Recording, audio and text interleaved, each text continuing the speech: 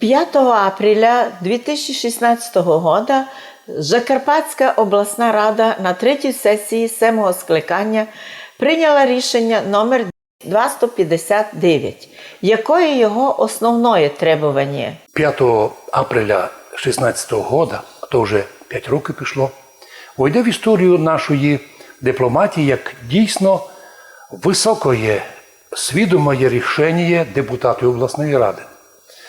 Воно так звучить про звернення Закарпатської обласної ради щодо, добавлю, обов'язкового згідно результату референдуму, внесення змін в Конституцію України та закони України з метою надання широких адміністративних і фінансових повноважень органам місцевого самоврядування.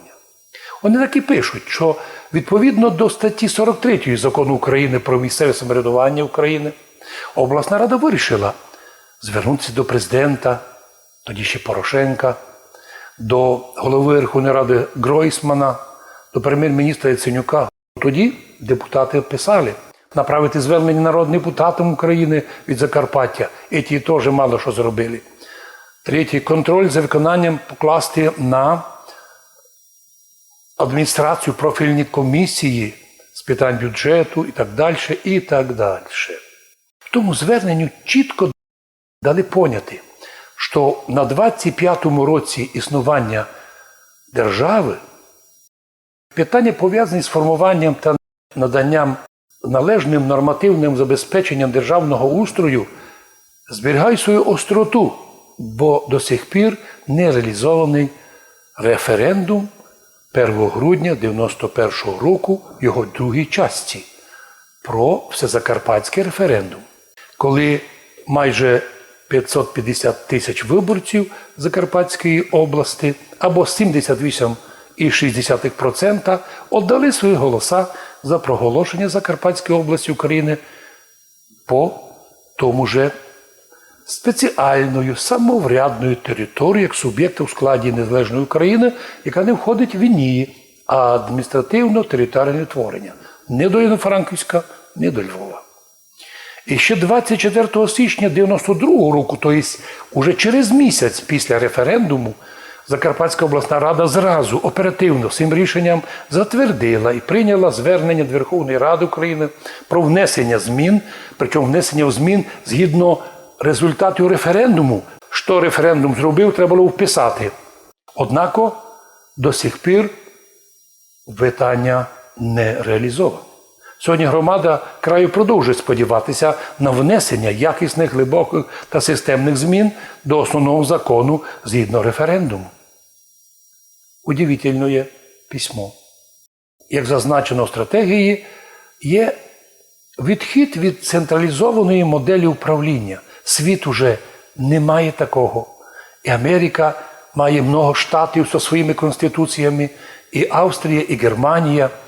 Уви, Україна має з тим проблему і реалізації в повній мірі положень Європейської хартії місцевого самоврядування, Європейської хартії права національних меншин. От вам, як депутати мудро підійшли до того, щоб напомнити Києву, що іменно вопрос не рішений в 91-му році, все буде давати про себе знати негативними наслідками. І з огляду на зазначене, Закарпатська обласна рада просить невідкладно внести на кінець зміни до Конституції та законів України з метою відходу від централізованої моделі управління до дійсного місцевого самоврядування, як записано у законах і як проголосовано 1 грудня 1991 року. Ну от, Київ, та всі його помічники, замість того, щоб прислухатися до волі народу, проявлену через обласну Закарпатську раду, срочно активізували проти цього звернення своїх плачених радикалів, які стали кидатися такими назвами сепаратизм, сепаратистська обласна рада, головний сепаратист Ривіс, тому подобне. І уже нам відомої 30-літньої антизакарпатської мракобесії із центра. Шкода, що Київ будучи в злочинах, веде себе як правитель, котрий робить, що хоче. Ну рано чи пізно все одно то буде мати проблему. І Закарпатська обласна рада 5 років назад то зробила, готова нині то підтвердити. І то й сталося. Нам важливо розуміти, щоб весь мір знав, і Київ, в Закарпатті живуть не радикали. Це нас травлять радикалами. Ми мирний народ, розумний народ, терпеливий народ. Ми тот народ, який создав цю державу. Підкреслюю тим людям, котрі не мають слуха. Русини Закарпаття создавали Україну і для себе цю державу. І коли ця держава нами создана, переслідує нас, вона перестає бути такою.